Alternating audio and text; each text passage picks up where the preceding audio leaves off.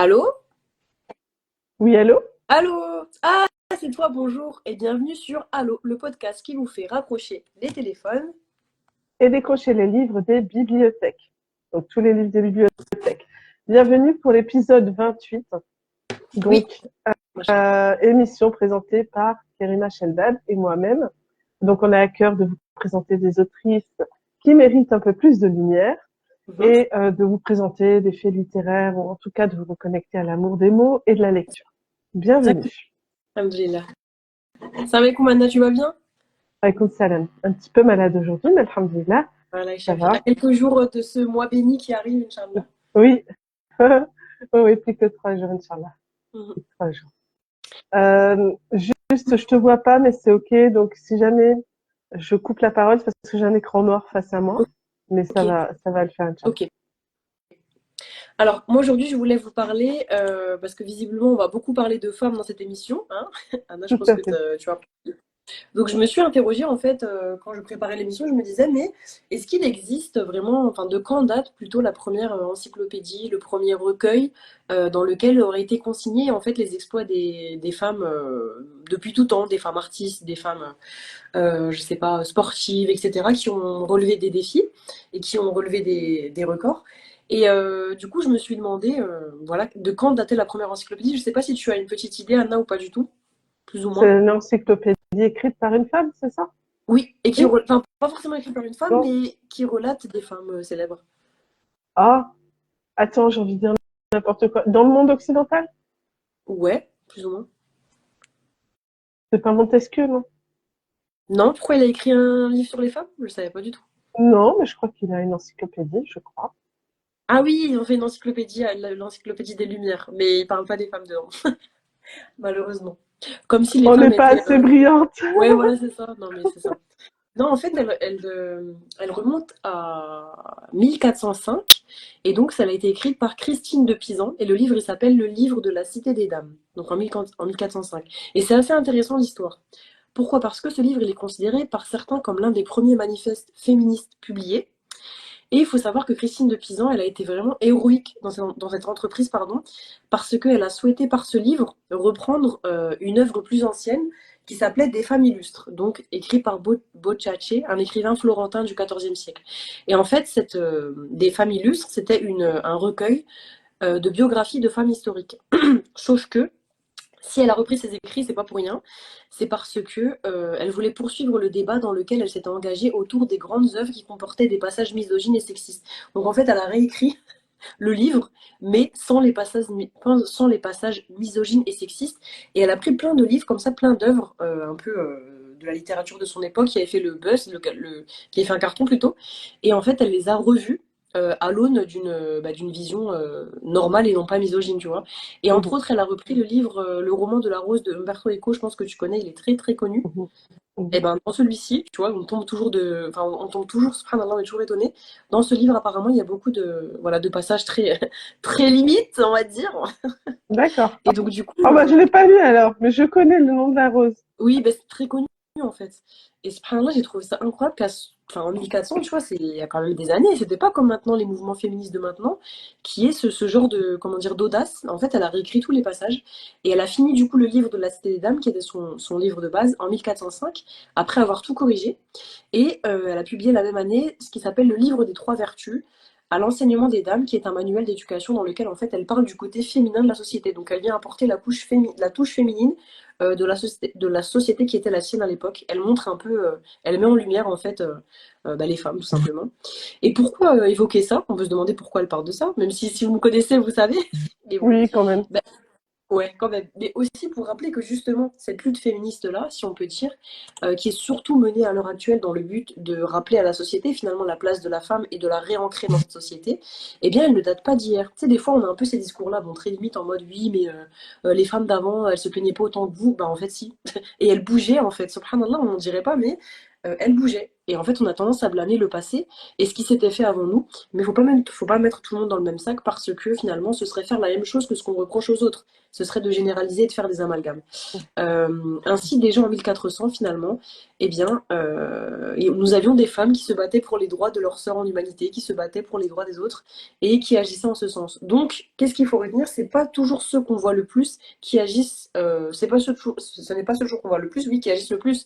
Parfois, il y a des personnes un peu qui sont tombées dans l'oubli, malheureusement, avec le temps, mais qui, déjà, il y a des années, se sont battues pour les acquis que l'on a aujourd'hui. Donc, je pense que c'est bien des fois de rendre hommage à ces personnes-là qui se sont battues et qui malheureusement sont tombés dans l'oubli un petit peu à l'heure actuelle. Voilà, c'était mon petit rappel. Je pensais que c'était intéressant, surtout qu'on va parler beaucoup de femmes aujourd'hui, Inch'Allah. Oui. Oui, tout à fait. Par rapport à l'autrice qu'on va interviewer, enfin, vous comprendrez après, il est beaucoup question de femmes. Et tu disais tout à l'heure, pour rebondir, elles se plaignaient pas les femmes avant. Ben en fait, c'est pas qu'elles se plaignaient pas, c'est qu'elles n'avaient pas le pouvoir d'agir, Ouais. de mettre en application leurs plaintes. Je veux dire, c'est comme si on disait oui, mais les esclaves dans les champs de coton ne se plaignaient pas. Ben si, ils se plaignaient en fait, ils étaient pas contents, mais ils n'avaient pas le pouvoir d'agir. C'est juste ça. Là est toute la Donc différence. faut pas, voilà, faut pas. Voilà, bah écoute, merci beaucoup pour ta présentation. Je pense que tu pouvais faire un recueil parce que souvent tu nous parles de femmes oubliées comme ça, qui ont marqué l'histoire. Tu sais, un recueil comme ça où tu pourrais répertorier plusieurs histoires comme ça. C'est pas une question de féminisme, c'est une question en fait pour moi, d'équité. Oui, c'est ça. Voilà. Par exemple, si on veut bien traiter les animaux, on va pas appeler ça de l'animalisme. On va dire, ben, c'est bien traiter une créature, c'est tout. C'est Normal. simple. Parce que le mot féminisme véhicule parfois, bon, des choses, voilà, ça veut pas dire être complètement hystérique et sortir, seins nus, sur une scène, de conférence comme parfois on a eu ça. C'est pas ça, en fait. C'est un peu mal vu, malheureusement. C'est très mal connoté. Oui, oui. C'est pour ça que parfois les mots, quand ils ont été salis, du coup, ils véhiculent beaucoup de choses auxquelles on ne s'affilie pas. Et peut-être qu'un jour, on trouvera un autre mot, ou peut-être qu'on n'aura plus besoin d'en parler. C'est le jour où il y aura vraiment un respect de tous. Il n'y a plus besoin de mettre d'étiquettes ou de mots, parce que ce sera une normalité, en fait. Bah oui, on parle de féminisme précisément parce que il y a un manque en fait dans la société, tu vois, par rapport à Mm. ça. Si c'était normal, on parlerait pas de ça. Mhm. Donc voilà, Ouais, on va y merci aller. beaucoup. Alors, bon, moi, je suis partie sur un autre sujet, mais c'est ce qui m'a un peu marqué par rapport au recueil de poèmes qu'on va vous présenter après. Mhm. J'avais envie de vous parler de la question de choix. Et donc, bah, choisir, c'est vivre. Ou bien vivre, c'est choisir. Parce qu'en fait, notre vie entière, elle est faite de choix qu'on Mhm. fait. Et parfois, on pense que les choix, ce sont des grands choix. Est-ce que je me marie ou pas? Est-ce que je fais ces études ou pas? Est-ce que je me teins les cheveux en blonde ou pas? Enfin, voilà, des choses très visibles, très marquantes, avec peut-être des conséquences plus lourdes, comme avoir des enfants, un mariage, etc. Hein, choisir son café le matin, c'est moins grave, mais en fait, même choisir son café le matin, c'est un choix. Mhm. Choisir de manger, par exemple, tous les matins un croissant, sachant que c'est beaucoup d'huile, je parle à moi-même, ben, c'est un choix et qui va avoir donc des répercussions plus tard. Et donc, dans le recueil qu'on va voir après, on va vraiment voir des parcours très différents avec des choix, justement, des choix de vie très différents. Ouais. Et quand on façonne comme ça notre vie, choix après choix, parfois, souvent, on fait des bilans. Et donc, on va se retourner sur nos pas et on va voir le sentier qu'on a dessiné. Et puis, parfois, les choix, soit on les regrette, soit on les assume. Euh, Mhm. on peut regretter vite fait, mais pour passer rapidement à autre chose. Parce que le regret plombe et empêche, en fait, de faire de meilleurs choix dans le futur. Donc, c'est toute une boucle. Oui, c'est ça. Alors, moi, j'ai plus des questions que vraiment des affirmations. Mhm. Euh, Comme nous, en tant que musulmans, on croit au destin. Donc, c'est l'éternelle question de la prédestination, du destin et du libre arbitre, parce que le choix, ça rejoint ça. Donc, si on croit au destin, est-ce qu'il y a un libre arbitre? Alors, c'est parfois, en fait, je pense qu'il faut accepter le et, même si les choses paraissent paradoxales. Donc, Mhm. il y a un destin, un chemin tracé, mais pour moi, ce chemin tracé n'est pas une prison. ce chemin tracé, c'est une information qu'on n'a pas aujourd'hui, mais que Dieu, qu'Allah a par rapport à sa préscience. C'est-à-dire, sachant à l'avance ce qu'on allait choisir, bon ben c'est écrit. Mais on a le libre arbitre, sinon il n'y aurait plus du tout de questions de vertu ou de Ouais, vice, puisqu'on ouais, pourrait, et certains le font, se cacher derrière le destin en disant oui, mais si j'ai tué, c'est pas moi, c'est pas mon choix. Donc, on a toujours le choix, pour moi, même s'il y a des schémas inconscients, parfois des histoires familiales qui se répètent inconsciemment, voilà, des traumas qui viennent, comment dire, un petit peu torpiller comme ça en sous-marin nos décisions.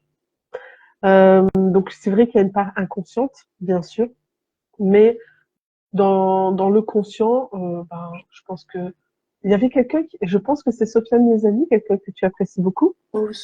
qui avait dit qu'en fait, il me semble que c'était dans une de ses conférences, que en fait, si tu es menacé d'un couteau et qu'on te dit euh, soit tu fais ceci, soit je te tue, Mhm.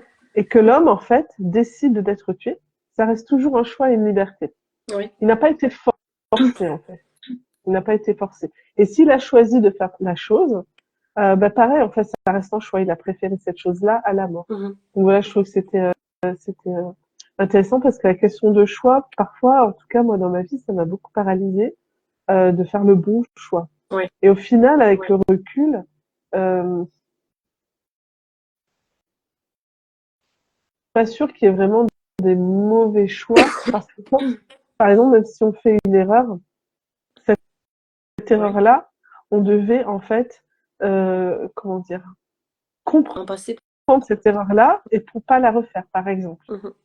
Ou parce que le tort aussi qu'on a pu faire à quelqu'un, ce même quelqu'un, avait besoin aussi de subir cette épreuve. Ouais, c'est Voilà, incroyable ça. c'est tout un truc. Donc au final, bon, j'ai pas du tout suivi ce que j'ai écrit, c'est un petit peu habituel. C'était un choix. Euh, je regarde vite fait mes notes quand même. Ouais, je suis partie sur autre chose. Euh, faire des choix, en fait, pour moi, ça donne vraiment une sensation de pouvoir. Euh, moi, j'ai beaucoup de difficultés à me sentir emprisonnée, enfermée. C'est-à-dire, même si on me dit attention, tu vas te prendre un mur, en général, euh, je dis pas que l'autre a tort ou raison, c'est pas un problème, mais je préfère me prendre le mur parce que je n'aime pas qu'on me dicte les choses. Oui, je vois. Parce que sinon, c'est comme si on me retirait mon pouvoir. Mhm. Et au pire, je me prends le mur. C'est gentil de me prévenir, mais en fait, moi, j'en ai besoin en fait pour avancer de ce mur-là. Donc, je vais le faire. Et si par exemple, je reçois un conseil et que ce conseil, ok, après réflexion et tout, je me dis, ok, bon, je vais le suivre, mais du coup, ce sera pas en imposition. Mhm. Ce sera vraiment en toute liberté. Oui, Donc, cette bien sûr, on prend pas. sensation de, Mhm. oui, Oui, on prend pas la chose de la même façon quand on a décidé d'emprunter le chemin oui, et quand on a simplement suivi en fait autrui. ouais, complètement, complètement. Et en fait, donc ce sentiment de puissance qu'on a quand on fait des choix, même par exemple choisir nos vacances, choisir, je sais pas moi, nos repas, etc. Alors je dis pas, parfois, des fois, la vie c'est ça, hein, on n'a pas trop le choix dans le sens, bah voilà, on n'a pas trop d'argent, donc on va se limiter au niveau des vacances. Mais mais quand même, pourquoi je parle de choix en fait? Parce que dans les choix, il y a aussi l'accès au rêve.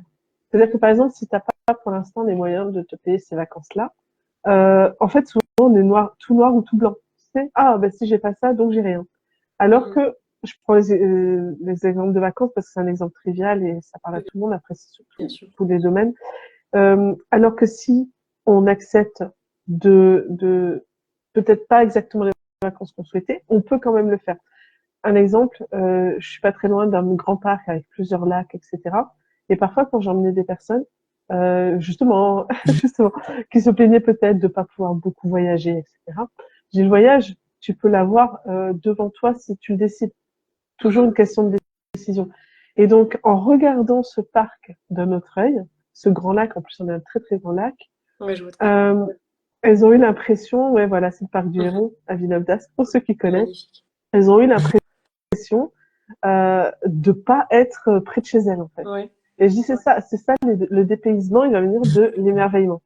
Donc le choix, c'est de se sentir libre aussi en prison. Je sais plus quel savant, une Al-Jawzi ou Ibn Taymiyyah, je sais plus quel savant ancien, Mhm. se sentait libre en prison parce qu'il disait que son paradis et sa liberté étaient dans son cœur. Voilà Alhamdoulilah. pour la question de choix. Je pense que Mhm. j'ai parlé de plusieurs pistes et vous comprendrez mieux à la lecture après du recueil. Donc Oui, pourquoi on a parlé des femmes et pourquoi on a parlé du oui, choix. oui, c'est ça, parce que c'est toutes ces destinées-là qu'elle nous présente, Karima, dans son ouvrage, et bien tout ça, c'est des questions de choix. Et pour parler de Karima, mais on va passer bien sûr à sa présentation.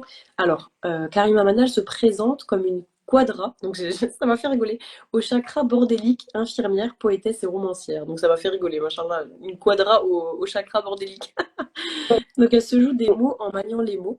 Elle a un pied en France et l'autre au Maroc et sa double culture, donc sa double identité, démultiplie finalement son champ de vision et n'en déplaise à certains. Elle aime rencontrer les gens et écouter leurs histoires. On voit que c'est quelqu'un qui est beaucoup dans le détail. Moi, j'aime beaucoup les lectures comme ça. Et elle est aussi militante, Karima. Pourquoi? Parce qu'elle a aussi participé à de nombreux mouvements sociaux au travers de manifestations. Elle a d'ailleurs écrit un livre qui porte son nom, ce nom, Manifestant.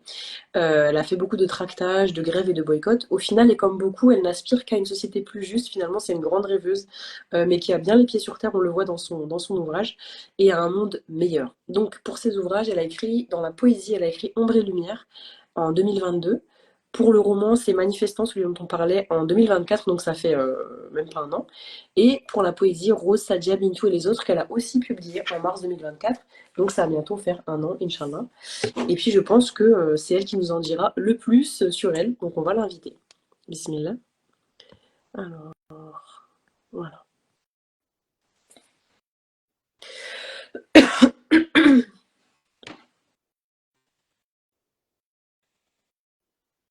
Normalement c'est bon. Et en attendant notre autrice, c'est marrant, je voulais mon recueil de poèmes, je voulais l'appeler Ombre et Lumière. Ouais, c'est Et drôle, en fait, j'avoue. comme moi, ouais, mais comme je suis auto-éditée, en faisant une petite recherche sur Amazon pour voir que le titre soit pas déjà pris, il était déjà pris et par, mais là, je vois qu'elle n'est pas auto-éditée, en fait, elle a été éditée par une maison d'édition. Mhm. Mais Ombre et Lumière, en fait, il y avait voilà, un livre en particulier où j'avais pas envie d'être forcément associée à ce contenu. Et subhanallah, comme quoi, parfois, on pense, voilà, pour le choix. Je vais revenir à la question de choix. Mon choix, Oui, c'est c'était ça. Ombre et Lumière, clairement. Mais là, par rapport au destin, le fait que, et par rapport à ma compréhension de la chose, parce que je vois là sur Amazon, il y a plein mais il y a un livre en particulier, je voulais pas être associée. D'accord, Euh, oui. mais finalement, je suis très heureuse de mon second titre. Comme quoi, parfois, le fait qu'une porte se ferme, ben voilà, ça me permet d'aller vers autre chose, tout simplement. Oui, ça en ouvre Oui, d'autres. Alaykoum. avec Allez, salam. merci à vous pour l'invitation. Je suis honorée, ravie, flattée. Barakallahu fikoum. Machallah. Avec De vie Barakallah. pleine de joie, machallah. Oui, un rayon Alhamdoulilah. de soleil, c'est bien. Vraiment. Barakallahu fikoum. Je vous retourne le compliment. Nous sommes trois soleils, trois astres solaires. Alors, comment ça se fait que les livres avant ne mentionnaient pas toutes les lumières chez les femmes? On en Ouais, reparlait ouais, au début, justement. ouais, c'est vrai. Parce que nous vivons dans un monde d'hommes portés par les femmes. Ouais. Ah, c'est Tout bien à dit, fait. machallah. Je pense vraiment, merci, c'est gentil. Mais je pense vraiment, ça a toujours été le cas. Je veux dire, voilà, un monde d'hommes, il est porté par les hommes. Il y a aussi cette histoire de féminin sacré, masculin sacré. Ce qui est vraiment valorisé aujourd'hui, c'est des qualités qui sont intrinsèquement comprise et plus facilement accessible par des hommes, par le Mmh, masculin sacré. Donc la compétitivité, Oui, l'endurance, mmh. le côté très cartésien, l'émotion, c'est très rabaissé. Alors que l'émotion, tout ce qui relève de l'affect, ça fait partie du féminin sacré. Et ça, limite, il faudrait qu'on soit gêné et tout. Ah non, c'est pas valorisé. oui, c'est ça. Bon, on Subhanallah. rentre Tout ce type de en qualité, plein oui, dans c'est le vrai. sujet. On rentre en plein dans le sujet. Bah, C'est du coup, bien. Karima, est-ce que tu peux commencer par te présenter, voilà, très Je reparle rapidement, et puis ensuite de tu mes prends. chakras en bordel. Oui, oui, oui, je veux bien que tu reviennes sur ça, chakra bordélique, ça m'a fait trop rire. Ouais, non, mais parce qu'en fait, tu sais, je m'intéresse beaucoup à tout ce qui est, tu sais, les médecines naturelles alternatives et tout. Donc, en l'occurrence aussi l'Ayurveda avec, et puis, je suis pas bouddhiste ou autre. Je suis de confession musulmane. Mais voilà, cette histoire de chakras bien alignés et tout. Moi, des fois, je me dis, ils sont à droite, à gauche, ils sont jamais droits, tu vois. Donc, je sais pas. Peut-être qu'un jour ils seront droits, Inch'Allah. Ok, Donc, c'est marrant comment c'est dit, je vois. Mais- voilà. Et tu voulais que je me présente en quelques mots, vite fait? Oui, ouais, tu peux faire ça et après déboucher sur la question de ça fait combien de temps que tu écris en fait, plus ou moins. D'accord. Donc, comme je dis, effectivement, donc je m'appelle Karima, je suis infirmière. J'aime beaucoup mon métier. Je le fais vraiment, voilà, je l'ai fait sur le tard. Hein, j'ai pas toujours été infirmière. J'avais fait une reconversion professionnelle après infirmière, donc voilà, j'aime beaucoup et tout. Je me suis aussi beaucoup intéressée aux sciences sociales, sociologie, philosophie, anthropologie, histoire, les sciences humaines, voilà. Et je me suis beaucoup intéressée à l'humain. Donc à la société, donc militantisme, donc dépression, donc Xanax, donc stylo. Tu vois, en gros, Ah ouais, c'est ça. le chemin Voilà, de la voilà pensée. ce qui m'a amené à l'écriture. Ok. Et ça D'accord. fait combien de temps plus ou moins du coup? Ça fait longtemps que tu écris vraiment ou... Ouais, coucou, je disais coucou aux personnes. Ouais, coucou. Non, en fait, j'ai toujours voulu écrire. Je me suis jamais attelée vraiment sérieusement à la tâche. Par contre, parce que j'avais toujours ce sentiment. Par contre, je vais juste faire une petite, comment on dit, trigger warning, un truc comme ça et tout. Oui, Alors oui. moi, en fait, effectivement, je peux heurter quand je parle, mais avec le temps, maintenant, je m'accepte comme je suis, de la même manière que tous les gens s'acceptent. Donc, je ne vais pas filtrer, d'accord? Je vais dire les choses comment je les ai vécues, d'accord? Donc, en gros, j'ai toujours ressenti ce sentiment d'illégitimité, le syndrome de l'imposteur. Ouais. Et comment je suis devenue infirmière déjà avant d'être écrivaine, c'est ça, en fait, ça a fait un cheminement vraiment. C'est que j'ai été confrontée donc dans mon parcours professionnel à des personnes soignantes, mais vraiment qui étaient pas toujours bienveillantes. Pas bienveillantes et tout. Et moi, je trouve ce métier très noble et tout. Et donc, ça m'a confortée dans le fait que si elles peuvent alors qu'elles sont teubées, pourquoi pas moi? Ok. Donc voilà. Ça, c'était pour soignante et tout. Et pareil pour l'écriture. Je déambulais, j'ai toujours adoré traîner dans les librairies, les bibliothèques, le livre, l'objet et tout, tu vois. Et en fait, je voyais en tête de gondole des livres qui étaient mis, franchement, c'est pas cool ce que je veux dire, hein, mais vraiment en lumière, des gens qui étaient invités à la grande librairie ou dans d'autres podcasts et tout. Et il y en avait certains qui étaient hyper intéressants, hyper profonds, et d'autres hyper superficiels, hyper limités et Ouais. limitants. Et donc je me suis dit, mais pourquoi j'ai ce syndrome de l'imposteur en fait? Ben, en fait, si n'importe qui peut écrire, bismillah, en fait, je peux essayer. Ok. Machallah. Mais c'est bien C'est pas très, fait. non, c'est pas très valorisant ce que je dis, je sais, je sais. Non, non, je trouve ça assez juste, effectivement. Tout le monde a droit à la parole et après, tout le monde ne sera pas forcément mis en lumière de la même manière. C'est comme l'art, hein, je veux dire, il y a des toiles que j'ai vues aux Beaux-Arts à Lille. Je me suis demandé ce qu'elles faisaient là, concrètement. Je me suis demandé si On est c'était pas trop trompé, mais non. Ben voilà. Donc, mais c'est pas quelque chose vraiment d'explicable. Donc, je pense qu'il y a pas vraiment d'explication. Par contre, cool. le fait que ça t'ait donné comme ça ce coup de boost pour te dire, ben en fait, ben moi aussi j'ai droit à la parole et Ouais. puis ma parole, elle est pas plus mauvaise qu'une autre. Ça, c'est un bon moteur en fait. Mhm. Donc, oui, oui, Donc, pas très. ça a commencé à... T'as dit quoi carrément? Pardon. Je dis peut-être pas très héroïque ou noble comme moteur, mais c'est un moteur. Ouais, c'est ça. Vilain. Bah, je vois pas pourquoi ce serait pas héroïque parce que je vois pas au nom de quoi. Après, il y a des études, effectivement. Pour être infirmière ou médecin, il vaut mieux avoir fait des études. Moi, je vais pas m'auto-proclamer médecin ou infirmière. Sinon, je fais des dégâts ou avocate. Ouais. Mais pour l'écriture, c'est une expression de soi avant tout. On t'a pas demandé de gagner un prix Goncourt ou de devenir le prochain Baudelaire ou le prochain Victor Hugo. Tu vois, il y en a qui ont cette prétention-là parce que, bon, par exemple, ils ont suivi des études de lettres. Mais écrire un livre, c'est un projet pour moi que tout le monde a le droit de s'autoriser. Et Mhm.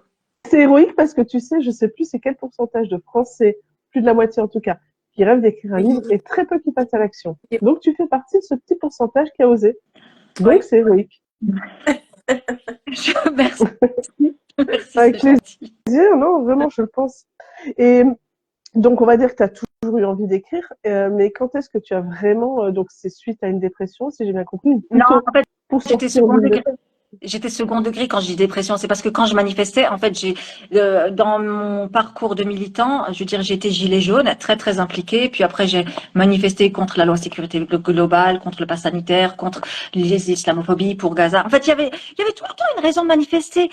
J'étais fatiguée, en fait. Il y avait tout le temps une raison de marcher dehors. Et ça m'a saoulée parce que plus tu marchais et plus il y avait des choses qui te rendaient ouf quand tu rentrais. Je veux dire, en fait, eux ne se fatiguent pas par rapport à leur loi. Eux, ils sont au taquet. En fait, et je me suis dit, mais la manifestation en tant que telle n'a pas pour vocation de changer le système ou de changer les lois. Sinon, ça se saurait. Et en même, Coluche disait, si manifester ou faire la grève, c'était efficace, ça serait interdit, en fait. Je crois que c'était manifester, je crois, un truc comme ça, je sais plus. Mais effectivement, mais par contre, effectivement, ce que je reconnais dans le principe de la manifestation, c'est que ça m'a beaucoup, beaucoup aidé quand je me ressentais vraiment un fort sentiment d'injustice, que je devenais ouf par rapport à des situations. Mais en fait, je rencontrais des gens et des gens que je n'aurais jamais pu rencontrer autrement. Et c'était kiffant. Je rencontrais voilà, vraiment de gauche, droite, ça n'avait pas de sens, en fait. C'est-à-dire qu'il y avait aucun, c'était pas important dans la manif. En fait, tu rencontres n'importe qui et tu échanges et le lien social et la manifestation, effectivement, elle n'a pas pour vocation de changer les choses, mais par contre, elle tisse des liens, elle crée des choses. Elle a aussi une fonction de, tu sais, de montrer le mécontentement, effectivement. Et donc voilà. Et après, je me suis mise à l'écriture parce que pour tu vois, pour le côté catharsique. Je sais pas si Ouais, oui, c'est-à-dire, j'avais besoin vraiment ça de libère. coucher sur le papier, voilà. Mon somme. Ouais, c'est ça. Oui, c'est une thérapie, hein, Mais finalement, c'est un peu ce que tu fais dans ton recueil, c'est vraiment très bariolé. ouais. Quand tu parlais justement de rencontres humaines avec des personnes complètement de couleurs différentes, on va dire, politiques, religieuses, culturelles, etc., qui vient faire vraiment un beau tissu bariolé, c'est un peu ce que tu as fait quand même avec ton recueil. Quelque part, tu as transposé comment dire, expérience humaine Ouais. dans ta poésie. Et puis, je m'inspire vraiment de mes rencontres, de mes ressentis. Quand je sens quelque chose vraiment dans l'émotion, en fait, vraiment la tristesse, la peur, la colère, la frustration. Et ça, c'est très, très inspirant. Mhm. C'est vrai. Mais c'est bien, en fait, tu es un peu. Ouais, c'est ça, c'est le syndrome le phénomène de la catharsis. Ouais. C'est ça, en fait, le fait d'aller voir des choses qui te font du mal et au final, tu les transformes au final en quelque chose de positif. Parce que en les vivant par le papier, eh bien, en fait, tu les détruis, tu les tues, en fait, en les vivant. Subhanallah. En les faisant vivre, tu les enlèves de toi, en fait, subhanallah. C'est ça. C'est-à-dire que plutôt que de me consumer de l'intérieur, ben, voilà, j'écris. Ok. Et est-ce qu'à part l'écriture et les manifestations, là je rigole, est-ce que tu as d'autres passions que ça ou pas? Passion, je ne sais pas si je peux dire passion, tu vois, mais le sport, j'aime beaucoup le sport parce que ça me calme. Je dis toujours, franchement, c'est ça qui, vraiment, vraiment, je milite, mais vraiment, de 3 ans à 90 ans, chaque fois que je rencontre des gens et que je suis amenée à parler de santé, parce que effectivement, en tant qu'infirmière, je me suis beaucoup intéressée à la santé, le fonctionnement physiologique, psychologique de l'être humain et pathologique, dans la pathologie et tout, et les différentes thérapies. En fait, j'aime beaucoup ça, parce que le corps, vraiment, c'est la santé, c'est vraiment un don, un dépôt. C'est quelque chose. Il y a un proverbe berbère qui dit, je ne vais pas le dire en berbère, mais qui dit en gros que voilà, la bonne santé est une couronne portée par les bien portants, mais uniquement visible par les malades. Oui. Ah, c'est bien dit. Oh. Vraiment, c'est ça. Et donc le sport, en fait, il a tellement, tellement d'effets parce que là, maintenant, on vend beaucoup le sport pour le côté, voilà, être fit, être bien et tout, mais pas du tout. En fait, le sport, ça agit vraiment au niveau des neurotransmetteurs, au niveau donc au niveau de la respiration, au niveau de l'immunité. Et moi, le sport, en fait, vraiment, je pense que la prière et le sport m'ont sauvé. La prière, le sport, la lecture. Inch'Allah. C'est un super trio. Ouais, carrément. Et est-ce que tu penses écrire d'autres livres? Parce que là, c'est donc ton troisième livre. Et est-ce que tu penses écrire d'autres livres par la suite? Ou selon les envies Bah, là, j'ai fini un conte à caractère un peu philosophique. Et le titre, c'est Le rêve de Sidra. Et donc là, j'attends des réponses de maison d'édition. Sinon, je partirai sur de l'auto-édition. Et voilà, ça raconte le quotidien. Je verbalise pas clairement que ça se passe à Rafah, en fait, mais c'est dans un camp. Voilà, une petite fille, en fait. Je fais juste le petit pitch et tout. Et en gros, ce qui se passe, c'est qu'elle se questionne beaucoup sur est-ce qui la frustre. C'est pas les bombardements, c'est pas la faim, c'est pas la peur, c'est pas le fait qu'elle ait pas des beaux vêtements et tout. Ce qui la frustre, c'est que la nuit, elle a arrêté de rêver. Et en gros, voilà, ça raconte un peu ça. Elle veut rêver à nouveau. C'est magnifique, Ah, c'est c'est beau. poétique, Ouais, carrément, vraiment. carrément. Et donc, et oui, ouais, ouais, bien sûr, moi, je suis partie sur plusieurs projets. J'écris aussi un roman social actuellement, comme manifestant, mais un autre, voilà, j'aime beaucoup, en fait, parler des invisibilisés. Ouais, ça se ressent. Même dans ce recueil-là, ça se ressent que, en fait, on sent vraiment que tu es quelqu'un d'engagé, même dans ta façon d'être. J'aime beaucoup, moi, les personnes comme ça. Et même dans ta C'est parce façon que c'est d'écrire, on pareil. sent que... Oui, je pense. On sent que t'es... Même dans ta façon d'écrire, on sent que tu veux donner la lumière sur des détails que, par exemple, on n'aurait pas pu voir à l'œil nu. Et toi, tu les mets en lumière à travers l'écriture de ces femmes, sur les portraits de ces femmes. J'ai trop hâte d'y passer parce que je trouve qu'il est super, ton recueil. Machallah. Ben, si tu Merci. veux peut-être lire je sais pas si tu as d'autres questions, peut-être on peut passer justement à la lecture pour être vraiment plus concrète sur ce qu'on veut dire avec ce portrait Ouais, on peut de femmes passer. très différentes. Juste, moi, j'avais juste une Oui, question qui est quand même, je trouve, importante. C'est est-ce que, Karima, avant qu'on en parle, etc., pour les auditeurs, c'est quoi le message que tu avais vraiment par rapport à ce livre-ci, donc Rose, Sadia, Bintou et les autres, qui est un recueil de poésie avec plusieurs portraits de femmes. C'était quoi ton message quand tu as voulu le faire, ton intention derrière? Euh, alors, en fait, c'est vrai que on m'entend parce que j'ai l'impression qu'il n'y a pas trop de réseau. Oui, on entend bien. Oui. oui, D'accord, ok. Donc en fait, je pourrais parler de sororité, même si je préfère, tu sais, même, enfin, vous savez, même quand on dit je suis féministe, moi je dis toujours je suis humaniste, mais effectivement dans l'humanisme il y a le féminisme, dans l'humanisme il y a effectivement voilà le côté rapport aux créatures, toutes les créatures qui existent et tout, franchement voilà. Et euh, et donc moi c'est le côté vraiment, on peut se retrouver dans les luttes de chaque femme qu'on peut croiser et elles-mêmes peuvent se retrouver en nous quelque part. Et ça, c'est ce que je dis derrière. Attendez, j'avais dit un truc. Ouais, je vais juste lire comment j'ai présenté le truc, une phrase, parce que c'est mieux dit que comme je vais le dire. D'accord. Euh, voilà, c'est né de mon envie de raconter les femmes, celles que l'on croise, celles que l'on évite, celles que l'on plaint ou encore celles que l'on envie. Ces femmes en qui l'on se voit, ces autres que l'on retrouve en Ouais. soi. Donc voilà, C'est c'est très des bien dit, portraits de machallah. femmes de tout âge. Ok. Merci, Barakallah. Mais on va passer du coup, je pense, à la lecture en mhm. direct, si tu veux, Ada. Oui, oui. Alors moi, enfin, il y en a plusieurs qui m'ont interpellée, bien Ouais. sûr. Je sais pas, j'ai pas compté combien il y a de portraits de femmes, mais il y en a au moins une quinzaine, je pense. Mhm. Il y en a Euh, combien? Au Vous avez moins dit une quoi? quinzaine, Non, une vingtaine à peu j'ai près. une vingtaine, Ah oui. d'accord. Je sais, Parce que j'avoue que j'ai pas je sais plus. compté, mais il y en a quand même Ça pas coupe, mal. hein. Ça va, tu nous entends bien, Karima? Attendez, juste un instant. Pas de souci. Là, Et si tu veux, là Anna, c'est tu bon? pourras. Oui, Oui. nous on entend bien. Ok. Alors, Si je tu veux, vais Anna, lire tu le pourras. portrait. Enfin, excuse-moi, juste réexpliquer à quoi ça sert la lecture en direct, pourquoi on le Ah fait, oui, en quoi Oui. c'est pertinent. Ouais. oui, parce qu'en fait, on s'est rendu compte que, en fait, les mots, quand on les écrit, donc ils viennent de nous, on se rend pas forcément compte de ce qu'on écrit. Et quand ils sont prononcés par d'autres personnes, en général, ça fait toujours du bien à l'auteur, ou en tout cas, parfois ça peut l'émouvoir, et parfois, carrément, il y a une espèce de dissociation, genre, mais est-ce que c'est vraiment moi qui ai écrit Ouais. ça? Et oui, donc on va vraiment lire ton texte. Alors, Merci. Je suis honorée. avec plaisir. Alors, moi, j'ai pris le poème Lidiana. Donc c'est page 24. Ouais. Oui, page 24, Lidiana. Le visage tourné vers le ciel lourd, Lidiana remue ses doigts gourds. Lourd est son fardeau, gourd est son égo. Étoile filante à l'éclat blafard, mendiante échouée sur le trottoir. Macadam, gelée, lèvres gercées, gilet de laine, mitaine trouée. Son cabas plein de rien dans un coin, ses rien entassés en chemin. Gobelet de café fumant, abandonné par un passant. Lidiana attend la nuit, puis la nuit, elle attend aussi. Un chien en tweed lui jappe dessus, lui rappelle outré que la rue est là pour être traversée, pas pour s'y allonger.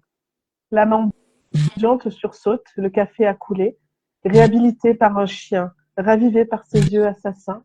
Lidiana existe pour quelqu'un, fût-il un simple chien.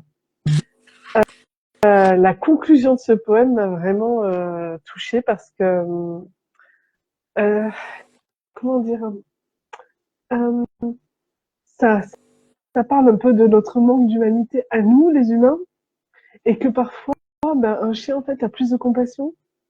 Et même si ce chien ne l'a pas regardé forcément avec un regard d'amour, mais lui a juste donné de l'attention. Du fait que, ben voilà, qu'est-ce que tu fais là? C'est pas, lève-toi, quoi. Et, euh, et je trouve ça triste. Bon, déjà, la cause des SDF me touche. Mais encore plus la cause des SDF quand c'est une femme, quoi. Je trouve que c'est inadmissible qu'une femme se retrouve à la rue. Euh, c'est pas possible. Elle a forcément dans sa famille, dans ses liens, dans ses amis, Alors quand je parle des hommes, c'est parce que parfois ils ont plus de pouvoir financier, mais il y a forcément quand même quelqu'un qui, pour ne pas la laisser à la rue, c'est pas possible. Parce que Merci, c'est merci. vulnérable. C'est vulnérable une femme.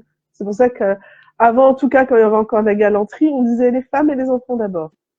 Quand on devait évacuer un bateau, tu vois. Parce qu'on fait d'abord passer. C'est pas une question de faiblesse, mais c'est une question de Non, vulnérabilité. La faiblesse peut être, surtout justement aujourd'hui avec le mouvement féministe, ouais, moi je suis comme un mec, moi je suis forte, tu me rabaisses pas, je suis pas faible, etc. Non, c'est pas une question que la femme est faible, elle est vulnérable, plus vulnérable. Comme un enfant, mais pas comme un enfant, on n'est pas des enfants. Mais il y a une question de vulnérabilité et ouais. l'homme, pour moi, je donne juste mon avis, il est censé apporter, et d'ailleurs c'est dans sa nature de base, un peu de protection. Donc vraiment une femme à la rue, voilà, c'est pas admissible pour moi. Mm. C'est Et on sent inadmissible. touché. Oui. Ouais. Est-ce que ça t'a fait bizarre, Karima, d'entendre ton poème prononcé ou... Mais en fait, déjà, ça me touche vraiment. Ce qui est bizarre, c'est qu'effectivement, moi, quand je l'ai écrit, euh, effectivement, tu- euh, en fait, j'avais écrit effectivement dans le sens où le chien il la voit en fait, parce que combien de fois là, quand je passe en ville et tout, et je croise des SDF et tout, et je me dis mais j'ai l'impression qu'en fait ils quémantent plus un regard qu'un café en fait, que c'est hyper dur parce que je vois des gens qui passent devant eux, mais même pas un regard, même quand le SDF leur parle, le ou la SDF leur parle, mais je sais pas, et des fois j'ai envie de dire mais juste regarde-le, dis-lui bonjour, ça te coûte rien. Ouais, c'est vrai, c'est dur. Voilà, et donc effectivement, ouais, non, mais ça m'a touchée, mais effectivement, c'est comme si je le redécouvrais en fait. Effectivement, je me dis, punaise, mais en fait, c'est vrai, il y a personne qui regarde cette SDF sauf le chien, en fait, il Ouais, l'a regardé, il a c'est- montré plus Mhm. d'humanité. Oui. Et en plus, Anna, elle a une façon de lire, à chaque fois, je lui dis, elle lit très bien, je trouve, et elle donne de l'intensité, machallah, à ce qu'elle lit. Bon, moi, je lis pas de la même façon, mais voilà. Euh, Moi, c'est page 44, je sais pas si Alors j'y vais. vous en doutiez, mais c'est fait réel, donc le portrait, c'est fait réel, celui-ci. Et parce que moi, c'est aussi une cause qui me touche beaucoup, vous allez reconnaître de quoi il s'agit. Alors, on lui conseille de bien inspirer, elle, l'exilée, qui s'étouffe avec son croissant lorsque son pays est en sang. Feriel rêve d'oublier et a si peur d'oublier. Ciel bleu, point haut levé, pluie de feu, point vite fauché, vœu pieux. Son Iran, pays des tyrans en turban, elle le hait tellement, l'aime tout autant. Un jour, une mèche folle dehors, pas d'accord, on la tabasse fort. Son corps gît presque mort, la manif dégénère, police des mœurs en colère, les écolières en civière, coup de pied dans son foie, crise de foi, j'adore le jeu de mots, milice zélée aux abois, oublier, se souvenir. Matin pas trop gris à Paris, elle croque dans sa viennoiserie, le vent frais bourre ses cheveux, qui se prêtent au jeu, heureux. J'ai beaucoup aimé parce que ça m'a rappelé voilà, le sort de beaucoup de femmes, malheureusement, dont les femmes afghanes, qui est un peu mon leitmotiv, en parenthèse, hein, c'est pas un leitmotiv, c'est des êtres Ouais, humains, c'est un mais cheval de bataille en ce moment, ouais. ouais, ouais, en ce moment. Et parce qu'en fait, j'ai interviewé la sœur Shogofa Midi sur ma chaîne YouTube il y a quelques mois de ça. Et elle s'est exilée aussi en France. Et en fait, ça m'a fait penser à elle quand j'ai lu parce que.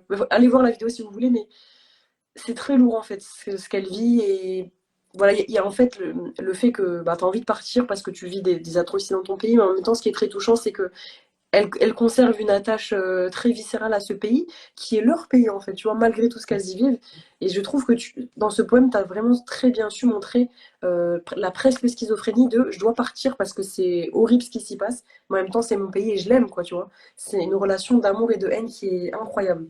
Donc bravo Karima, vraiment, t'as une très très belle plume, machallah, je trouve. Barakallahu fikum, merci beaucoup, c'est gentil. Merci Ok. infiniment. Bah, c'est vrai que ça va à l'essentiel. Oui, c'est ça. Tu vas à l'essentiel Il y a un côté vraiment slam. Peut-être tu as Ouais, pensé à faire ça. Mais il y a oui. vraiment un côté slam dans tes poèmes. Parce que aussi toute l'énergie, on va dire, de la Oui, manifestante, oui, vraiment, ça se de ressent. halte aux injustices, c'est pas juste. Vraiment, c'est Voilà. vraiment. Donc c'est pour ça que c'est très visuel aussi. Très Ouais, visuel. Parce que voilà, on peut vraiment imaginer, puis assez émotionnel aussi, hein, parce que ben voilà, il y a quand même des portraits qui sont très très touchants. ouais. Et donc tu parles beaucoup de l'absurdité de la vie, l'absurdité, après ce qui te touche toi, hein, le manque d'humanisme, peut-être aussi le manque de choix. Si on rebondit sur le dernier poème lu, l'imposition d'un choix extérieur. Euh, et tu parles vraiment tu parles de la maman solo, qui galère avec ses enfants, à la femme qui abuse d'un mari, même si elle l'aime pas, donc voilà, elle profite de ses sous, à la mendiante, à l'ado complexé de son corps, etc. Donc, je trouve que tu as brassé quand même pas mal de portraits de femmes. Alors, je sais pas si c'est vraiment complet, mais parce qu'il y a tellement, tellement de femmes, mais en tout cas, pas mal de sujets différents. Et dans toute cette atmosphère qui est parfois noire quand même, puisque tu dénonces des injustices, il y a pas mal de petites touches d'humour. C'est-à-dire que parfois, c'est pour ça que j'ai trouvé ton humour un peu noir, et c'est pas un défaut, hein, parce que moi je suis sensible à cet humour-là, où on va rire, en fait, c'est ça qui est marrant. Il y a un Oui, c'est décalage, en fait, où on va rire d'un truc, en fait, on n'a pas envie de rire, parce qu'en fait, mais c'est ta façon de dénoncer aussi, avec cet humour noir, un peu british, un peu comme ouais, ça, et en fait, mais le fait de rire, c'est pas pour affaiblir la cause ou l'injustice qui est décriée. Le fait de rire, c'est vraiment pour peut-être désamorcer en fait. Parce que quand c'est très dur, quand les sujets ouais, sont très lourds, il y a besoin aussi de les alléger. Pas pour les nier, puisque tu es là pour rendre visibles les invisibles, si j'ai bien compris, mais en tout cas pour peut-être pour qu'on n'ait pas peur, quoi. Qu'on fuit pas en disant oh là là, c'est quoi ce monde? ouais. Non, il faut partir. Donc voilà, j'ai bien aimé cette touche d'humour noir ici et là. Enfin, moi, ce que j'ai perçu. Hein. Mhm. Effectivement, je joue. En fait, l'humour, moi, j'ai jamais autant ri que de moi-même. Et quand je suis dans les situations les plus pourries, c'est déjà là où j'ai le plus rigolé, en fait. Je dirais, franchement, vaut mieux en rire. Des fois, tu pousses le truc jusqu'au bout. Tu dis, bah, allons-y, allons, on y va. Mhm. Je veux dire, autant y aller gaiement. Oui. Mais Voilà, ça quoi. se retrouve, hein. Ça se retrouve dans ta poésie. Ouais, ouais, ouais. Mm. En fait, Karima, elle est très, je trouve, si je peux me permettre, je sais pas comment expliquer, mais t'es très, ton écriture, elle est très incarnée. Genre là, moi j'ai parlé un petit peu avec toi avant, et comment tu parles dans l'interview, genre ça se ressent vraiment que c'est ton livre. Je sais pas comment expliquer. Elle est très incarnée comme Ah ouais, personne. Tu vois ce que je veux il n'y dire? a Ouais, pas de ça, chat, il y a pas de chat GPT qui est passé par là. Non, mais de toute façon, ah non, merci. ah non, tiens, Eh non, GPT. mais justement, et après je te Ouais, laisse. Excuse-moi de te couper la Pas de parole, souci, Karima. pas de souci, Anna. Mais c'est exactement ça, en fait. C'est qu'aujourd'hui, le fléau des intelligences artificielles, certes, tu peux écrire des bouquins à tout va, mais t'as pas justement cette incarnation de la personnalité de la personne. Tu peux donner les sujets, les thèmes, etc. Tu vas avoir un truc bien ficelé, académique, avec un peu d'humour si t'as dit je veux de l'humour dedans, mais ce sera jamais, jamais C'est l'auteur. Et les pas- personnes, c'est comme les prête-plumes, tu vois, le fait d'écrire, alors si c'est un e-book de recettes, ça va, mais si c'est un livre, ça se ressent. Le décalage, parce que nous, les humains, on n'est pas débiles, et on perçoit émotionnellement des personnes, etc. On a ce sens de l'invisible. Donc, effectivement, on sentira toujours quand même si le livre vient d'une personne ou pas d'une personne. Ouais. Et là, effectivement, moi, je t'ai pas forcément, on n'a pas forcément discuté avant, mais le fait que Kerima parle d'incarnation, eh ben voilà, je vous l'avais juste envie de dire ça. Donc attention, nous on va prendre que des autrices qui écrivent vraiment leurs livres. C'est important pour Bah nous. oui, mais c'est vrai, je trouve. Et pour revenir sur la touche d'humour noir, ça m'a fait trop rigoler. J'étais dans mon lit, j'étais en train de lire du coup il y a quelques jours, et ça m'a fait penser à ça. Le poème Kaina et Anya, à un moment donné, tu écris sur la même phrase, et je trouve ça incroyablement drôle. Mes hijab et crop top provoquent des syncopes au mal mis à mal. C'est tellement drôle en fait. En fait, c'est super grave comme sujet, mais c'est super drôle. mais c'est ça, en gros, parce que moi, c'est là où ça me rend ouf, en fait. La meuf, elle a un crop top. Je dirais, le gars, il est comme ça. Mais là, pourquoi? La meuf, elle porte un hijab. Là, on le voit, là, par rapport aux sportives amatrices qui peuvent pas mettre un truc et tout, parce que je sais pas, apparemment, ça doit déranger. Je comprends pas, tu vois. Mhm. Mais, mais en fait, ils sont fous. À un moment, je veux dire, calmez-vous. Les prix augmentent, ils explosent. Les gens, ils arrivent pas à finir le mois avec un salaire. Il en faudrait deux pour chaque mois, tu Ouais. vois. Je veux dire, il y a l'école qui se casse la figure, il y a l'hôpital qui se casse la figure, il y a, je parle même pas des, bref, tout est à revoir et ça va par les tissus. Mhm. Ou manque de Le tissu. chiffon, chiffon, ça va par les fiches. J'ai pas compris en fait. Vraiment, c'est, c'est tellement incohérent que ça ne peut que être drôle. Ouais, c'est ça. C'est vrai. En fait, tu montres c'est ça le truc, ce que tu arrives à faire, c'est que tu montres l'absurde. Dans le sens, c'est absurde, en fait, ça a aucun sens. Machallah. Et l'humour noir, il vient renforcer cette question d'absurde. Et moi, ce que j'ai beaucoup aimé, bien évidemment, c'est que c'était un recueil qui parlait de femmes, parce que voilà, c'était sûr que j'allais aimer. D'ailleurs, quand tu me l'as envoyé chez moi, que j'ai vu c'était ça, j'ai dit ah ouais, trop bien, plein de portraits de femmes, j'aime trop, moi j'aime trop, j'aime trop. Et ça s'adresse aux femmes, mais pas que. C'est-à-dire que t'es pas obligé d'être une femme pour le lire. Au contraire, en fait, ça peut t'ouvrir l'esprit si tu n'es pas une femme et que tu le lis. Et ce que j'aime aussi et ce que j'ai cru comprendre du message véhiculé, tu me diras si je me trompe, c'est un peu le côté, alors, décatalogisation, le fait de ne pas cataloguer, en gros. Parce que, en fait, moi, je trouve que le fait que l'on voit tous ces portraits, aussi différents soient-ils, les uns que les autres, ça offre en fait un panel de personnalités aussi unique que différents. Et c'est ce qui me plaît beaucoup.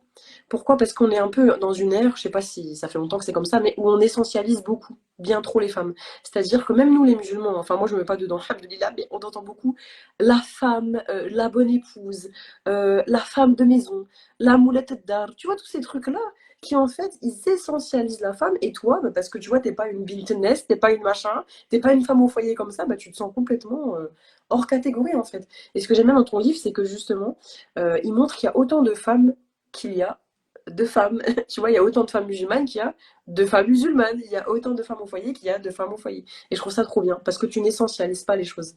Même si parfois il y a des grands schèmes un peu classiques que tu reprends, parce que voilà, on est tous un peu clichés dans notre façon d'être. Hein. Mais je trouve qu'il y a vraiment un panel unique de personnages féminins et c'est un peu un hommage à la féminité, je trouve, cet ouvrage. Euh, Parce qu'on passe vraiment par tous les portraits possibles, comme elle a dit, Anna, de l'ado complexée, à la mendiante, etc., à À la la femme mariée. michto, en passant par la michto, en passant par, Ouais, ouais, c'est ça, en effectivement. passant par la liste. Là, ça m'a intéressé le personnage de la michto, tu vois, parce qu'effectivement, souvent, on va la critiquer, la pointer du doigt et tout, Ouais, mais il y a forcément une carence derrière, une carence affective, il y a un truc, il y a une carence affective, il y a une carence d'estime, il y a quelque chose, en fait. Donc, elle est plus à plaindre qu'autre chose. ouais, c'est ça. C'est ça qui est bien, c'est que tu montres un peu oula, pardon, l'envers du décor, en fait, subhanallah. Le fait que derrière, il y a souvent des carences et des faiblesses, machallah. Voilà, je trouve que je l'ai vraiment trouvé super. J'ai beaucoup aimé ton recueil. Et ce que j'ai bien aimé aussi, c'est le côté très paradoxal au sens où il est très léger, le style est très léger. Il y a des petits dessins, des petites illustrations à chaque page. Oui, ça c'est Aline Recoura, une amie à moi, donc qui est aussi écrivaine et tout, et qui a fait ses Mhm. dessins. C'est une série de dessins qu'elle a fait, ça s'appelle Les Danseuses. Ouais, et je Voilà, trouve que ça va et bien dedans en fait. Enfin, là, un peu décalé. oui, c'est ça, exactement. Il y a ce côté très décalé avec les dessins, finalement, presque enfantin, pas dans le sens péjoratif. Et en même temps, quand tu parles, les portraits, ils sont lourds, parce que des fois, tu parles de trucs, bah, genre l'Iran, des trucs comme ça, c'est des trucs lourds, tu vois, c'est pas des lol, les sujets. Je parle Donc, d'OQTF, je parle de oui, violence oui, oui, oui. aussi. Donc, Effectivement, j'aime oui. bien le décalage, en fait, entre les deux, entre la forme assez légère, voire enfantine, et le fond qui est parfois très lourd. Voilà, c'était mon avis, et j'ai beaucoup apprécié vraiment, c'était une lecture très fluide, et j'ai beaucoup apprécié vraiment. Et j'ai hâte de lire Les Manifestants, d'ailleurs. Il est dans ma PAL. Je Ah vais lire bientôt. oui, ouais, ok, d'accord. Bah, avec grand plaisir. Mais moi, en tout cas, j'ai pris vraiment beaucoup de plaisir à écrire ce recueil. Mhm. Et je m'inspirais, tout. Je travaillais une fois que j'avais un personnage en tête, une idée de personnage, et je me suis inspirée de personnes que j'ai rencontrées, hein, vraiment. J'ai changé les prénoms et tout. Et le seul prénom que j'ai pas changé, vraiment, c'est le poème qui s'appelle Saadia. Saadia, et ça, c'est très bonne amie à ma mère. C'est un peu un hommage à toutes les mamas et tout. Et bien évidemment, ma mère, c'est number one. Mais Saadia, c'est une amie à ma mère. C'est comme voilà. Moi, j'ai grandi avec elle et tout. Et c'est toutes nos mamans. C'est nos mamans en fait. C'est le stéréotype. Donc voilà. Donc vraiment, je trouve que toutes les tatas, on a tous des tatas, tous des figures féminines qui sont des matrones qui ont tenu franchement à bout de bras, à bout de souffle, à bout de tout ce que vous voulez, un foyer. Vraiment. C'est un petit hommage à ma mère et à toutes les mamas. Merci pour nos mamans. Merci. Merci pour ce livre. Et si vous souhaitez le commander, je ne sais pas où est-ce qu'on peut l'acheter. Oui, d'ailleurs. Procurer ton livre.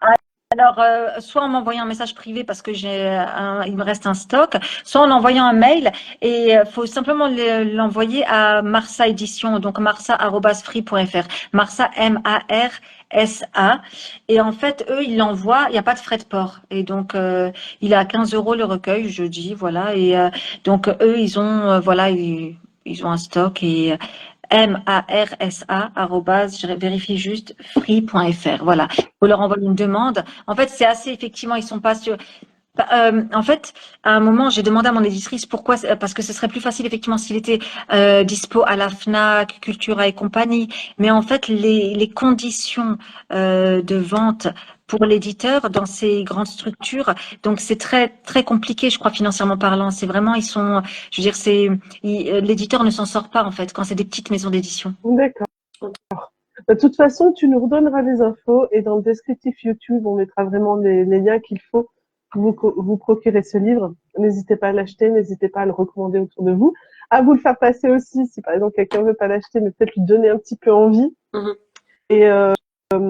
Et voilà, ça va être un beau support justement quand on se réunit entre femmes, de discuter d'autres femmes, de créer justement ce lien, on va dire, de sœurs. Merci beaucoup pour l'invitation, en tout cas, merci beaucoup et pour vos retours. Franchement, ça me réconforte. Mais de toute façon, vous savez, puisque vous êtes artiste, en fait, c'est compliqué aussi, la création artistique, littéraire ou picturale, plastique. Oui, Voilà, etc. Oui, c'est clair. En tout cas, merci beaucoup. Et c'est toujours très enrichissant, moi, quand je rencontre des autrices, de voir leur parcours et de me dire, bon, ben, en fait, moi, je tire toujours des leçons, je les donne pas en direct, mais je ressors toujours grandi de chaque interview. Parce que quand tu parlais en introduction des miroirs et que l'autre, c'est soi. Donc voilà.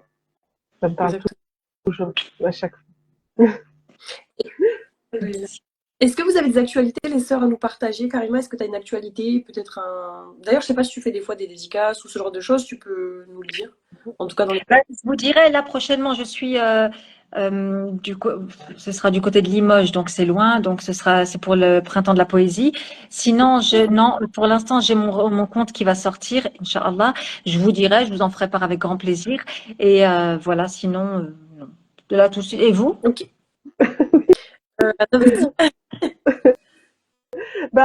Inch'Allah, la semaine prochaine, j'ai une masterclass sur la gestion du temps, en tout cas l'art de gérer son temps pour gagner en sérénité et en liberté. Voilà, ça c'est, on va dire, le rendez-vous le plus proche.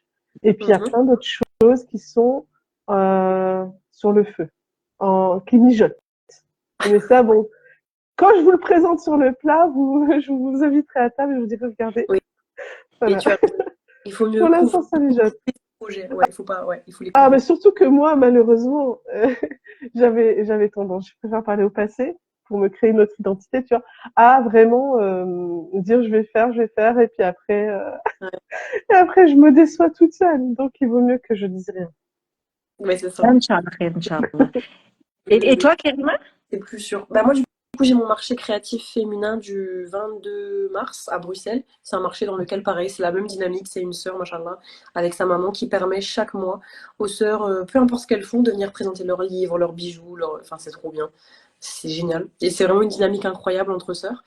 Et la sortie imminente de mon tome 2, là, c'est bon, j'ai signé le contrat, j'ai tout fait. Il devrait arriver dans les prochaines semaines, je pense. D'ici à l'Aïd, ça sera bouclé, Inch'Allah. Alors, Inch'Allah, oui, en avril, oui. c'est toi qu'on présente en avril. Ah oui, si tu veux. Bah, enfin, bien sûr, je veux. C'est très bien. Ok, Ouais, on parlera du tome 2, du coup, Inch'Allah, avec plaisir, Inch'Allah. bien Et sûr. Ben, du coup, je vous souhaite un bon ramadan, les sœurs, d'ici. merci. Très, très bon Ramadan. Et continuez franchement votre travail de promotion de la création culturelle. Comment j'avais dit, musulmane, fémino-islamique, Je fémino. sais pas, mais c'était amusant. Je m'en Oui, souviens. Il y a femme et musulmane dedans, vous mélangez, ça donne un truc. Inch'Allah. Exactement. C'était vraiment Merci pour tout. Et Merci, merci à mais vous. je profite aussi vite fait, si jamais vous connaissez les personnes qui regardent en replay ou les personnes présentes, ou même toi, Karima, si vous Oui. connaissez des autrices, parce que c'est vrai qu'on promeut vraiment les femmes, si vous connaissez des autrices qui ont envie de participer à l'émission, c'est avec un énorme plaisir qu'on lira son livre et qu'on en fera un retour. Oui. Voilà. D'accord, avec grand plaisir. Ok, d'accord. Je n'y manquerai pas, je vous enverrai des contacts, je vais voir autour de moi. Ben, Inch'Allah. merci en tout cas pour ta joie de vivre, ton Oui, côté vraiment, très je ne change pas, naturel, Karima, très j'adore. naturel. Ouais, ouais. Elle est trop Et soft. même pas besoin de les sans filtre et tout, c'est exactement, tu sais, on va vers un monde comme ça où bas les masques et vivre le sans filtre. Donc, ne t'excuse vraiment pas. Au contraire. Merci, barakallahu fikum, merci. Franchement, vous êtes Barakallah. vraiment une très belle personne. Merci beaucoup. Bonne continuation à vous. De toute façon, Merci. on est amené à Oui, rediscuter, à échanger. c'est sûr. Inch'Allah, il n'y a Avec pas de plaisir. souci. Inch'Allah. Avec Bon, plaisir. bah, À ça avec bientôt. Madame. À Et on se bientôt pour la dit prochaine émission. au mois prochain, ouais, pour l'émission Ça 29, marche. Inch'Allah. Salam. Inch'Allah. Salam Allez, alaikum. salam alaikum.